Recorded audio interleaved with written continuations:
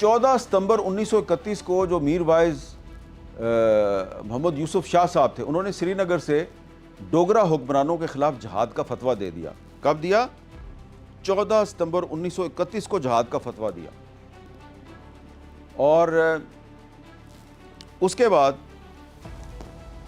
4 नवंबर 1931 को जो डोगरा फ़ौज थी, उसने बरतानिया की जो फ़ौज थी, अंग्रेज़ों की फ़ौज, उसके साथ मिलकर जम्मू में और पूंछ में उसने एक ऑपरेशन शुरू किया। और इस ये ऑपरेशन हुआ जी मीरपुर के इलाके में, रावलाकोट के इलाके में, कोटली के इलाके में और जो आसपास के इलाके थे। 1000 मुसलमान जो हैं नवंबर 1931 में इनको शहीद किया गया और इनको सरेआम गोलियां मारी गईं। ये मैं 1931 की बात कर रहा हूँ। तो ये जो मैं आपको सारी हिस्ट्री बता रहा हूँ, इसका मकसद ये है कि इस इलाके की एक हिस्ट्री है। और इन्होंने 1927 में चुंगियाँ जलाईं और 1931 में डोगरा फ़ौज के ख़िलाफ़ बगावत कर दी। उनके ख़िलाफ़ इन्होंने लड़ाई शुरू कर दी। मीर वाइज यूसुफ शाह साहब जो हैं, उन्होंने जहाद का फतवा दे दिया था।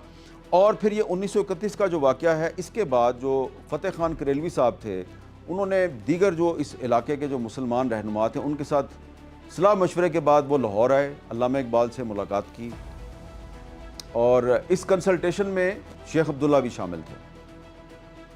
और 1932 में मुस्लिम कॉन्फ्रेंस तश्कील पाई श्रीनगर में। और ये सरदार फ़तेह खान करेलवी साहब जो हैं, ये उनके हालात ज़िंदगी के बारे में एक किताब है जो सैयद महमूद आज़ाद साहब ने लिखी है। और इसमें पूरी तफसील है कि सरदार फ़तेह खान करेलवी साहब जो हैं, उन्होंने जो मुस्लिम कॉन्फ्रेंस का जो मंशूर था, वो बज़ाहिर उन्होंने और चौधरी गुलाम बाज़ साहब ने और दीगर रहनुमाओं ने मिलकर बनाया था, लेकिन मंजूरी उसकी अल्लामा इकबाल से ली थी। अल्लामा इकबाल जो पाकिस्तान के कौमी शायर हैं। तो जो तहरीक है, कश्मीर में जो तहरीक शुरू हुई, उस तहरीक के नतीजे में एक पॉलिटिकल पार्टी जो है वो मार्ज़ वजूद में आई।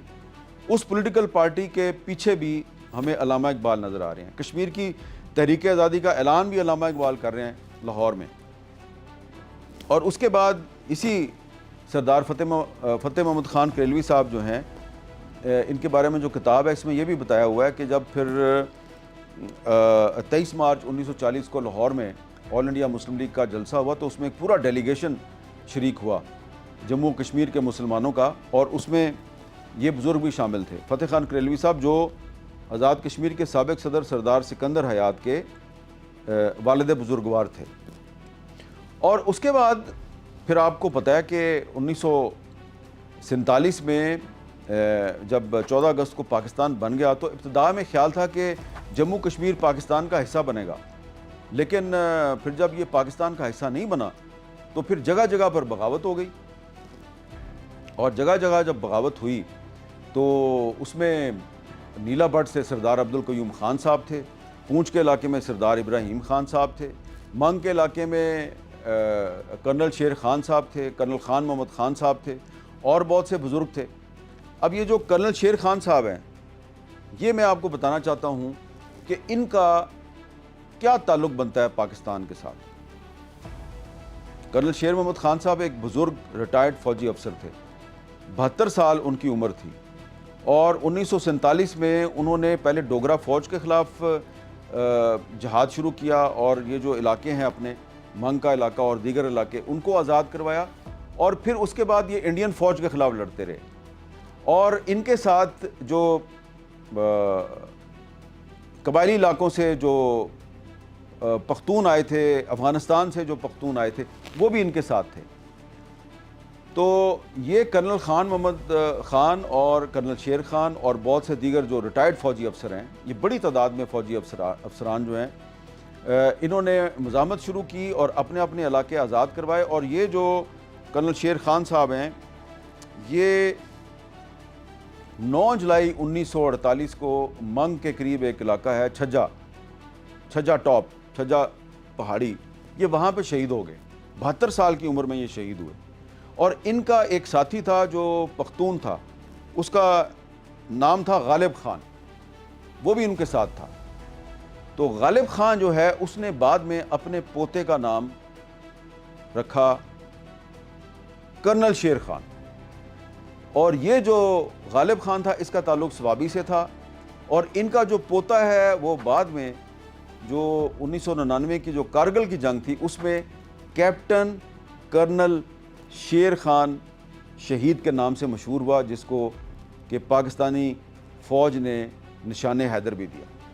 अब आप ये देखिए कि ये जो ताल्लुक़ है कर्नल शेर खान ऑफ मंग और कैप्टन कर्नल शेर खान ऑफ सबाबी, इनके दरमियान जो ताल्लुक़ है ये कैसे टूट सकता है? और ये ताल्लुक़ जो है ये कश्मीर और पाकिस्तान का भी आपस में ताल्लुक़ है। तो ये मैं आपको मिसाल इसलिए दे रहा हूँ कि आजकल दोनों तरफ से कुछ मुस्लिम लीग नून के हामी जो हैं वो भी सोशल मीडिया पे कश्मीरियों के बारे में बड़ी नामुनासिब गुफ्तगू कर रहे हैं, और अवामी एक्शन कमेटी के बहुत से जो सपोर्टर हैं वो भी रियासत पाकिस्तान और उसके इदारों के बारे में बड़ी नामुनासिब गुफ्तगू कर रहे हैं। तो अगर आप अपनी तारीख़ पढ़ें तो कश्मीर और पाकिस्तान जो है इसका रिश्ता बहुत गहरा है।